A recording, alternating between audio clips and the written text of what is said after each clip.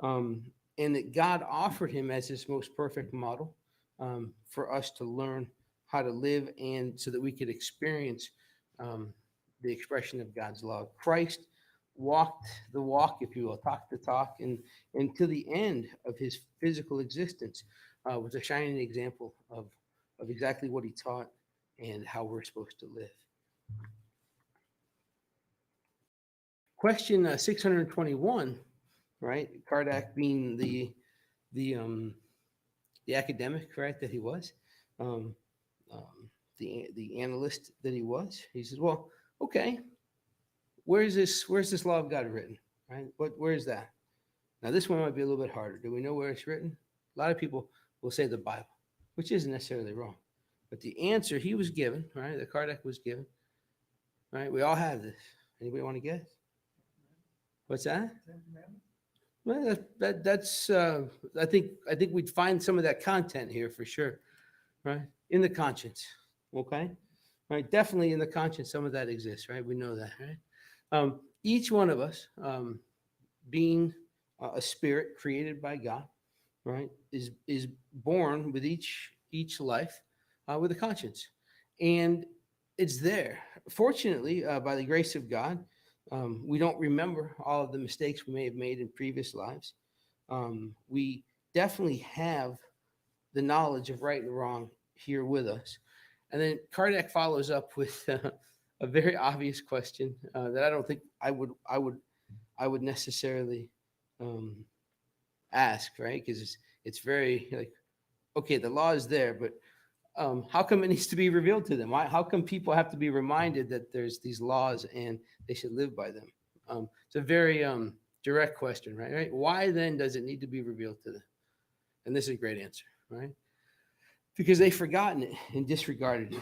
How often, I'll speak for myself, how often have I made the same mistake more than once, right? How often have I wronged in some way more than once, right?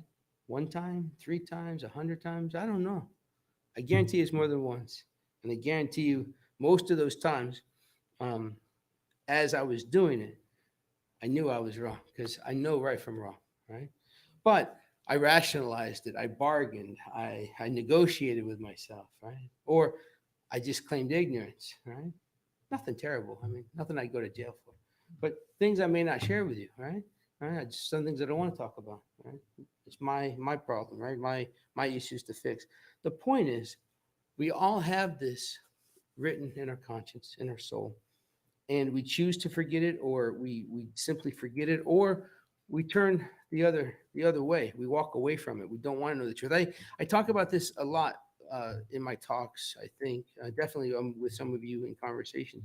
The hardest part about coming here every Thursday, the hardest part about having some of these books on my shelf, right? The hardest part about reading some of these books every day is I know stuff now, right? When I didn't know stuff, it's no big deal when I messed up, right? I didn't know, right? I could claim I didn't know. But the more I study, the more we study, the harder it becomes to do wrong, or I shouldn't say do wrong, but to not make the best choice um, and live with myself in the sense of not wanting to get better. So knowledge is power, as they say. Ignorance is not necessarily bliss, right? Because the more I feel this, the more I feel like I'm disregarding it, the more I'm reminded that I have everything I need right here in my conscience, the better person it makes me, right? One day at a time. So I share that with you simply to say that we're all in the same boat, right? We've forgotten it or we disregard it, but we have the ability each day to choose to get back on the wagon. We have the ability to choose to make better choices. And that's what Christ taught us. And that's what tonight is all about, learning or remembering that we have the rules, we have the laws in our conscience. We're going to make mistakes, and that's why we're here to grow from them. So let's move on. The gospel in chapter 17 is quoted here as saying, "Be perfect as your heavenly Father is perfect." Right, and that's been inferred. I've had different talks with different people of different faiths over the years, and I think that's one of the reasons Spiritism was so attractive to me. Is for those of you that have been coming here for a while, and maybe you're not a spiritist, or maybe you're of another faith, has anybody ever tried to recruit you or convert you? Have they to Spiritism? Yeah, right. Exactly. Good. I was going to say, because we don't do that. That's one of the things that I love about Spiritism. We don't come as you are, believe what you believe, right? We're all on our own journey.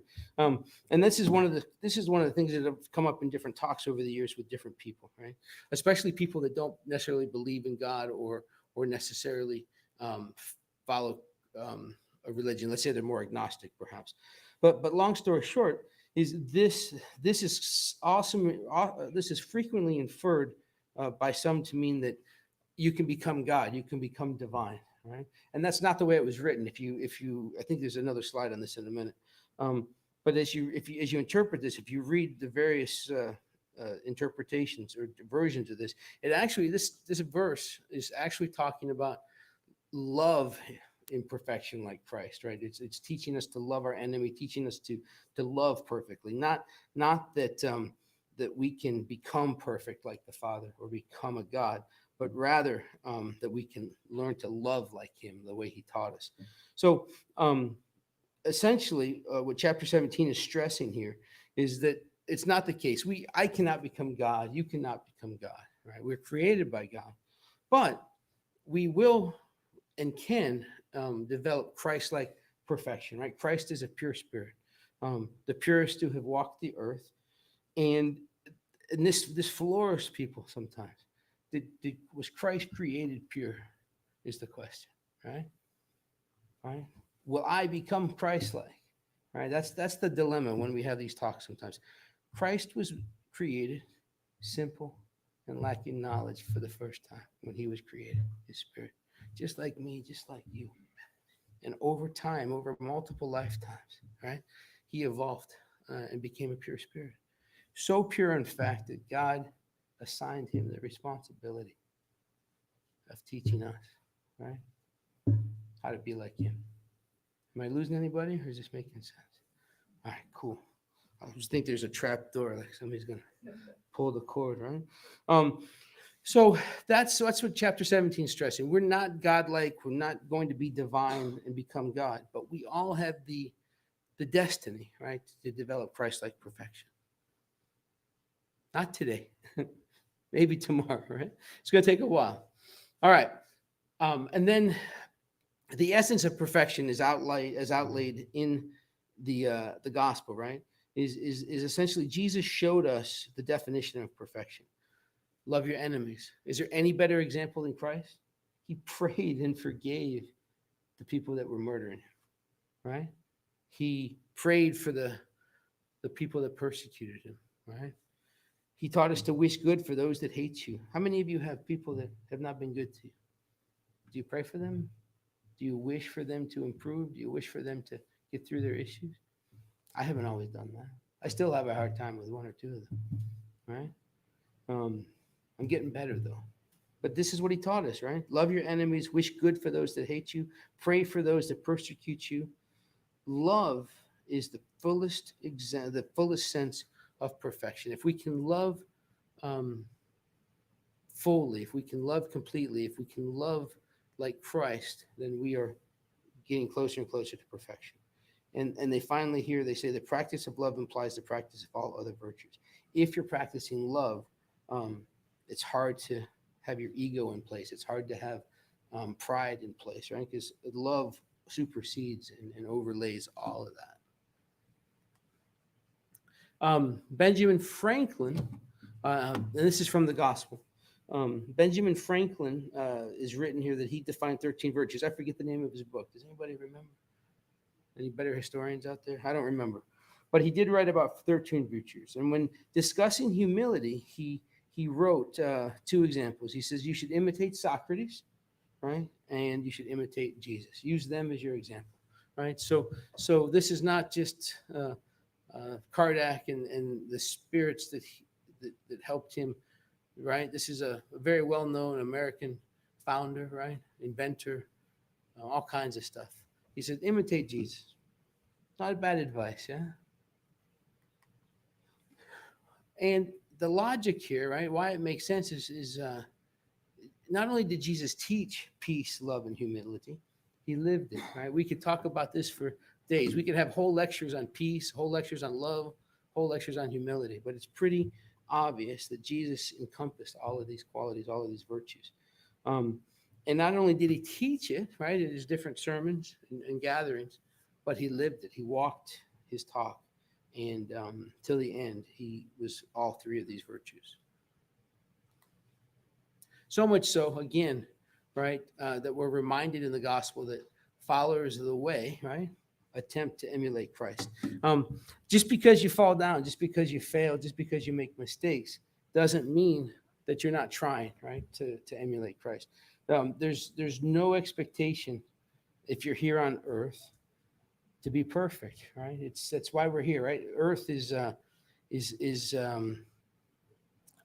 not a super elevated planet, if you will, as far as morality, right?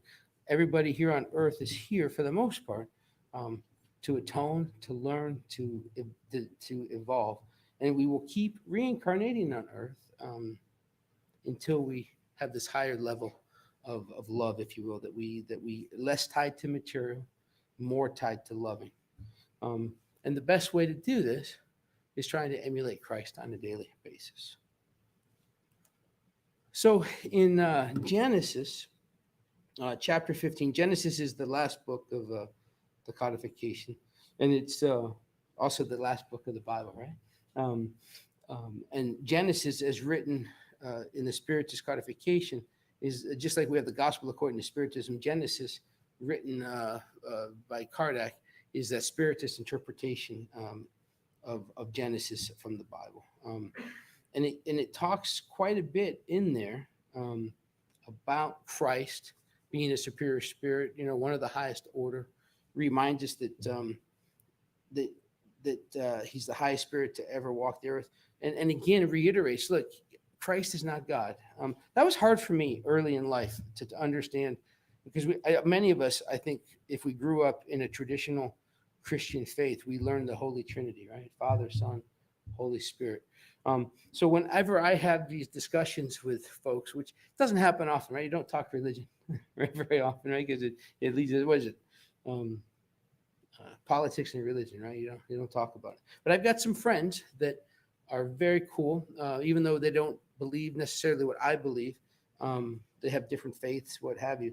We have these talks sometimes, and this is the hard part that doesn't always come across.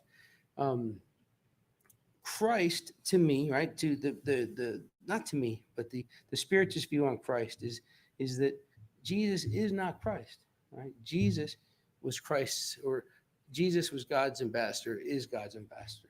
Make sense?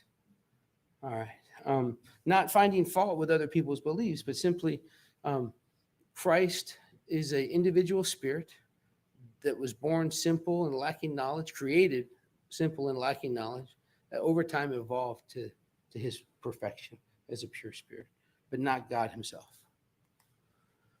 Genesis chapter 15, item number 2, reminds us that, anybody know the definition of Messiah? Different definitions. I use the one liberator. All right, but what's another definition for Messiah? Anybody else have one? No? Savior. Yeah, there you go. And that's what we're reminded, right? The Old Testament, right? Mosaic law, Mosaic prophecy talks about the coming of a divine Messiah, and Christ was that Messiah, right? He was the promised Messiah, and his superiority over man, right? What we talk about, what we call, not we, but what's called historically as miracles, acts of miracles. Acts, there's a whole chapter, right, on that. Was not supernatural per se, was not um, miraculous in the sense of magic, but Christ's superiority over matter was due to his spiritual nature, which absolutely could control matter. Hence, walking on water, hence turning water into wine, what have you, multiplying the fish and what have you. So we're reminded that yes, Christ was a divine Messiah in the sense that he was able to do those things because of his spiritual superiority. So the question then Kardec asked in the Spirits book was all right. So we've established these facts.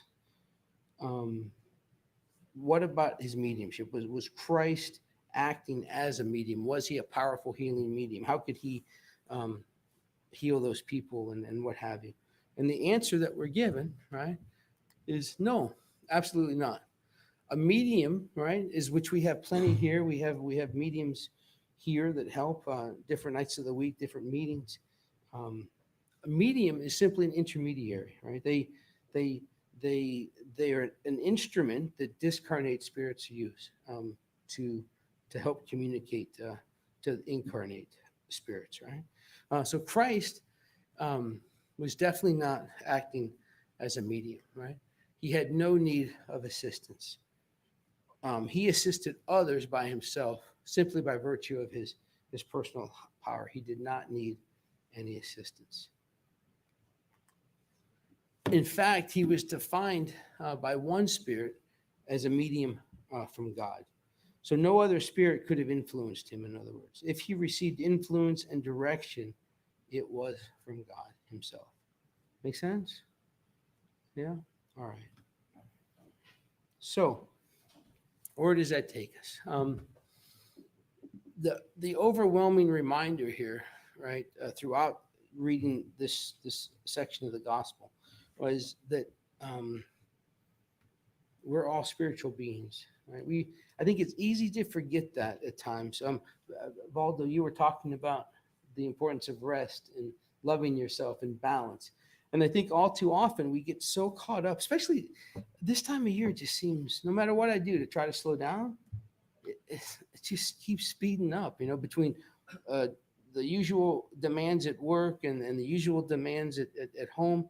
Um, Everything just seems to multiply right now. There's function after function, or obligation after obligation. It's very hard to stop and remember that I'm more than my flesh and bones, right? I'm more than the food I eat, the water I drink, the TV shows I watch, the car I drive. I'm so much more than that. I'm an eternal spirit, blessed to be in this body for this short period of time in this life to to help correct some of the mistakes I made previously and to grow and evolve. But how often do I think about that? How often do I let myself believe that and act on it? It's not a huge part of my day. I'm sorry to say. All right. But that's what we are, right? We're spiritual beings at this very moment, trapped, if you will, or imprisoned or housed in this material body, right? And incarnated beings, right, doing things according to their own strength. We are all made up of the same organic material, right?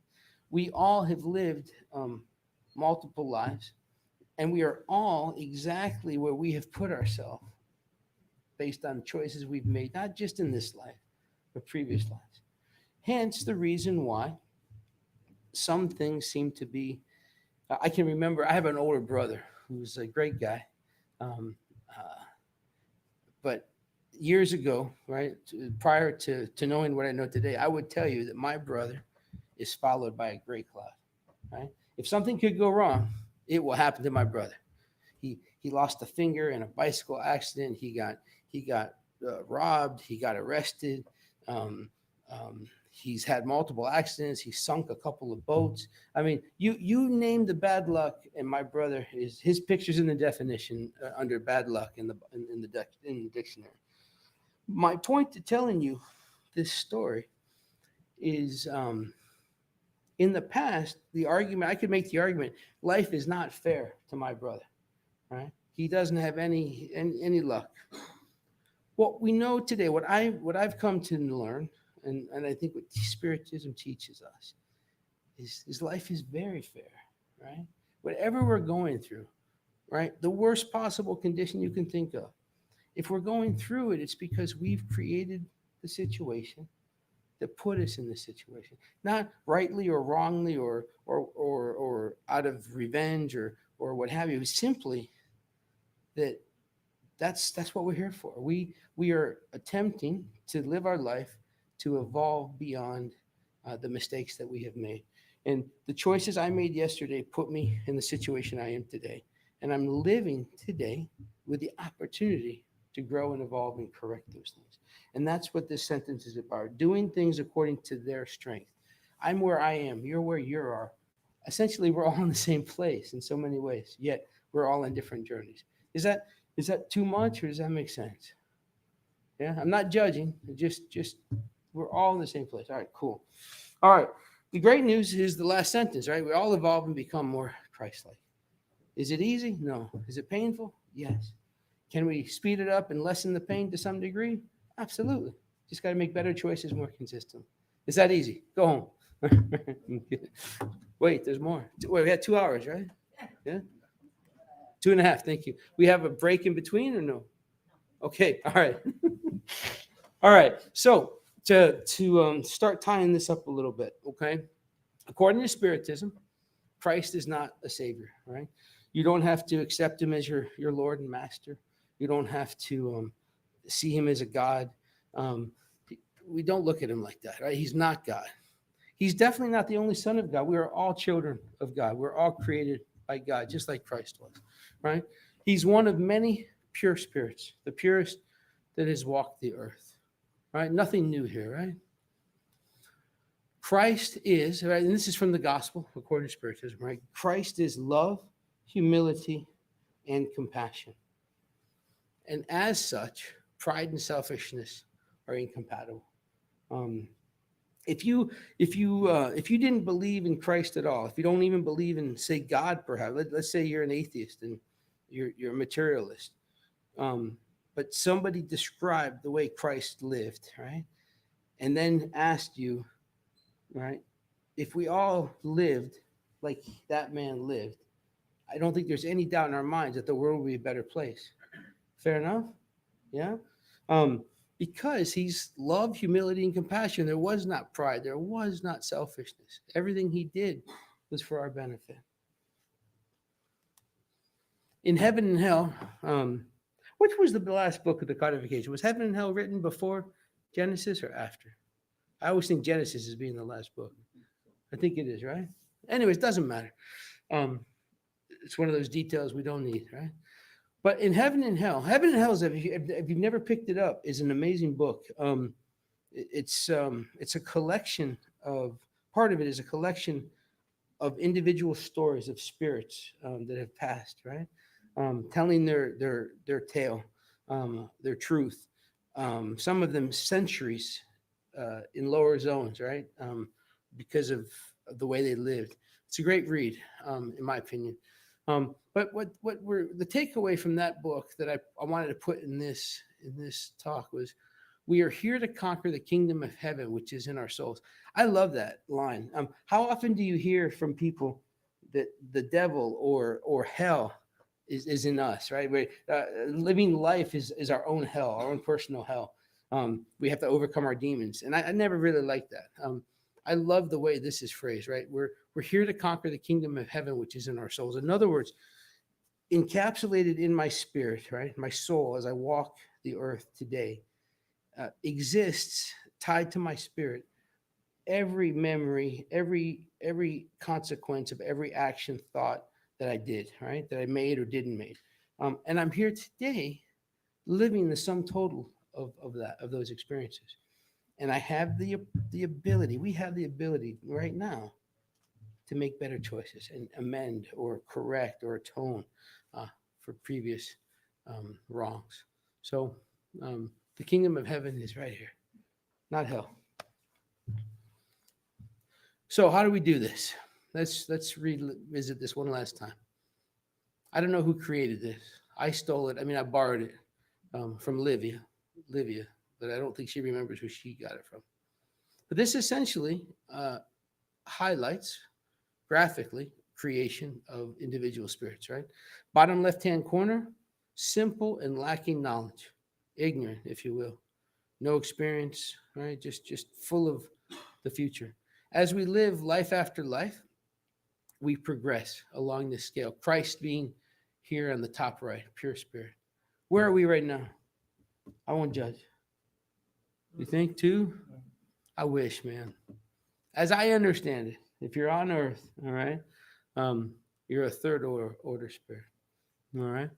As we evolve and become a good spirit, we probably won't be living on Earth. And as we evolve into pure spirit, I don't even know where that takes us. But the point is, if we're on Earth, this is not a slant. It's not a dig. It's just reality, right? If you're living on Earth, are you leaning more towards love or more towards material? Typically, we're tied more to material, right? Not that Christ-like love, if you will. But we know that's the goal. We know that's the destination. So we have the opportunity to work on that. And as we get farther up that progression, we will not have to come back to Earth any longer. How do we do that? Obviously, emulating Christ is huge. Obviously, it's recognition that my thoughts, my words, and my actions have consequences, right? I like to call that, or we like to call that, cause and effect, right? I'm living the consequences of my previous actions, right? My choices yesterday is what's affecting today, so on and so forth. Um, at every given moment, I love, if you ever get a chance, there's a book. It's huge. I'm kidding. It's about that big. Right? It's called The Precious Present, and it's all about the present moment. Right? It's a gift. Right? You can't change yesterday. Or has anybody figured out how to change? Okay, because I haven't figured it out. Right? You can't change yesterday. Can you really control tomorrow, a year from now, 5 years from now, right now? Because it's not here, right? You can be anxious about it. You can experience anxiety about it. But the only real moment that you can control, that you have the power to really do anything about, is right now, this very moment, right? So in each one of these moments, if we make a better choice, the consequence, the effect is going to get better and better over time. Again, sounds so easy, right? Peter's much better at it than I am, right? But it's hard. And ultimately, to wrap up, we have no better teacher, no better example than Christ. Every day we have the ability to make the decision to follow his example, to study more, to read more, to put into practice his teachings. The fact that you're here listening to me on a Thursday night says you want to improve. It says you want to move in a better direction, right? So I commend you for that. I thank you for your time and attention tonight. And if it wasn't for me preparing this stuff, I don't create any of this. All I do is read some books and I put it into a PowerPoint. But the fact that I get to do that helps me grow and learn. So I thank you for the opportunity to learn and to share with you. So have a good night. If I don't see you again, Merry Christmas, Happy New Year, and I look forward to seeing you again next year.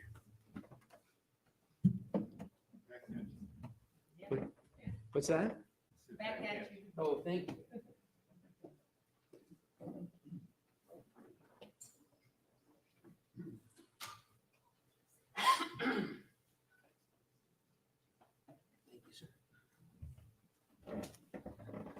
Thank you all. Great lecture. One takeout that normally I when I think about God, when I think about Jesus, we used to put him so high that is the most untouchable. And if it's untouchable, yes, I can learn with his experience, but I'll probably not gonna do the same way. So sometimes you're gonna give up. So my takeaway is like be stronger than your bad excuse. As we always gonna have an excuse to not do what we know that we should do, especially when it's not holidays. Holidays, we are our best, right? Because there's a lot of cheer outside. There's a lot of joy and all the energy and stuff. So we try to be our best and we try to be joyful and thank God and thank everybody and try to be helpful. But next year is right on the corner. So what shall we do? I love to see every week the same faces around here. Really, it means the world, not just for me, but for us that love to be here on Thursday and doing this meeting in English. I hope to see you again on January here as well. But just remember, we're not God, we're not Jesus, okay? But we can learn with his teachings and we can try. If we fail, try it again. If we fail, try it again. How many times should we forgive somebody? 7 times 7? Times what? 7 billion times 7 billion? Yeah. Let's try to do it this way. Let's try to do the best that we can. And, well, we're going to get your last vibration. Tim is right here. Okay, Valdo, do you know what it is here? The vibration thing? The guided? With a little help from my friend. It's right there. That is Valdo, that is Peter. Now we're gonna switch. That is Peter, that is Valdo. It's hidden. In all's view. It's right here. Look, look. Oh, okay. If it's a snake, I'll be dead. Because I have my glasses. Put your glasses on. Oh, I can see clearly now. It's now So- time to take 5 minutes off. Make sure you are sitting or lying comfortably and that you will not be disturbed. Imagine you're lying in the soft grass of a beautiful meadow. It is very peaceful here, and you've got all the time in the world. Feel the grass around your body and how the sun warms you. Feel how your body rests on the surface.